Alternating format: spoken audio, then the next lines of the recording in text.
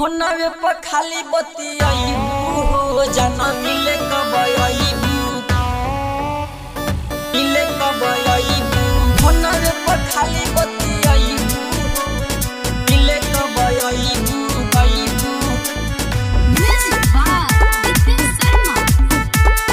मिले कब आईबू आईबू आईबू हम होनवे पर खाली बतियाईबू हो जाना मिले कब आईबू हम होनवे पर खाली बतियाईबू हो जाना मिले कब आईबू आ मिले कब आईबू हो मिले कब आईबू आ मिले कब आईबू हो मिले कब आईबू आ बोल न कही अच्छी खाईबू हो जाना मिले कब आईबू आ बोल न कही अच्छी खाईबू हो जाना मिले कब आईबू होनवे पर खाली बतियाईबू हो जाना मिले कब आईबू होनवे पर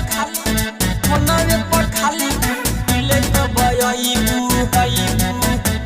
आ बोल न कही अच्छी खाईबू हो जाना मिले कब आईबू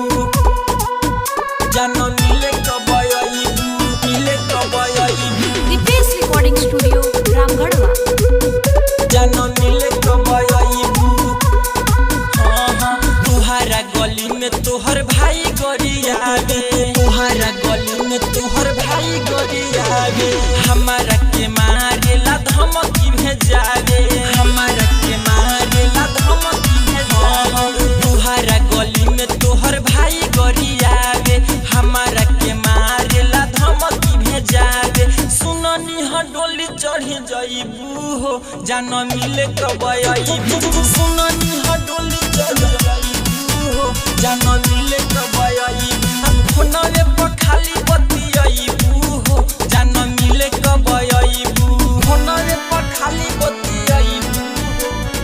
मिले कब आईबू आईबू Music by Nitin Sharma. मिले कब आईबू आईबू आईबू आ अंगूरी पर दिन गिनी करे इंतजार हो अंगूरी पर दिन गिनी करे इंतजार भैया डीजे दीपेश ला करब सिंगार भैया डीजे दीपेश ला करब हाँ